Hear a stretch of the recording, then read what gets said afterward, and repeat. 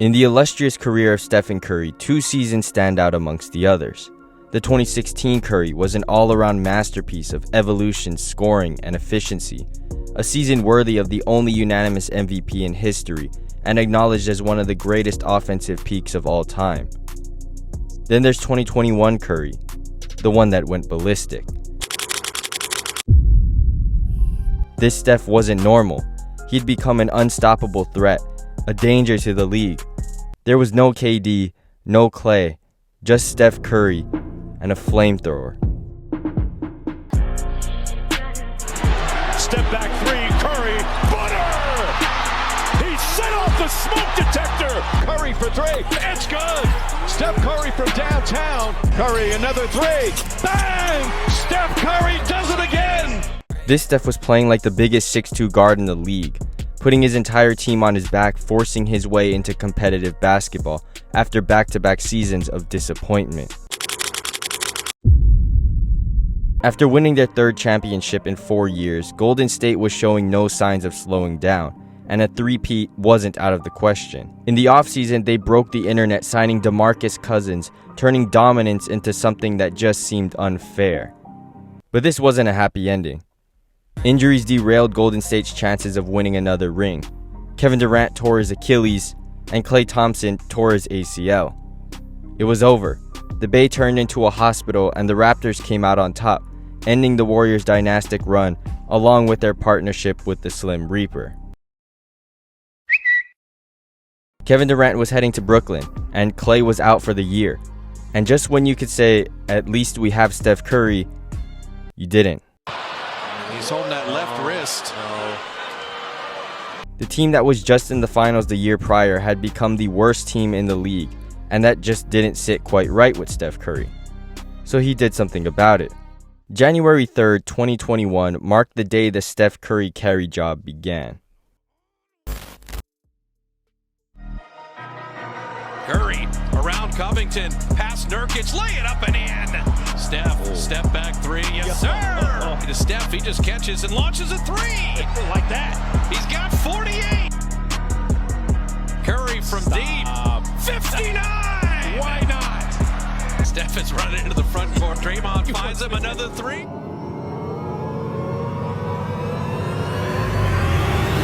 Got it! 62! 62. 62.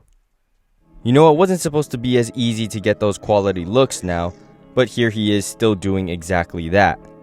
He's unbelievable. Steph's performance didn't just leave the world speechless, it lit a spark that was waiting to ignite. A dominating performance at home, and the Warriors win 2 straight. 38-11 and they're 3-1. 35-11 and they're 4-3. Steph was showing signs of an elite season, stuffing the stat sheets like he was back in 2016 again, but unlike 2016, his team wasn't very good.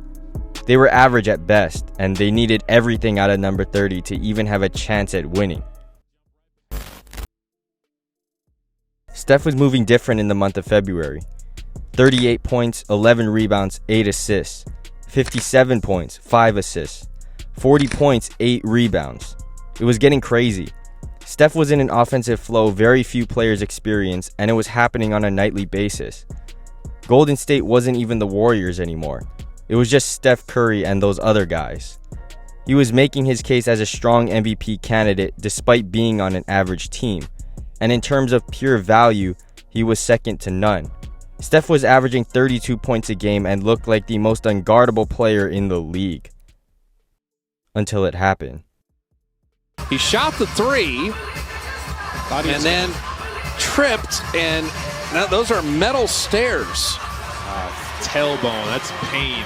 Steph would be sidelined with a tailbone injury for the majority of the month of March, and the Warriors would suffer severely, only winning a single game when he wasn't playing. This was a massive setback for Steph and the Warriors, as they were still trying to make the playoffs, and losing all those games wasn't going to help. Golden State immediately recognized exactly how much value they were losing from just one player.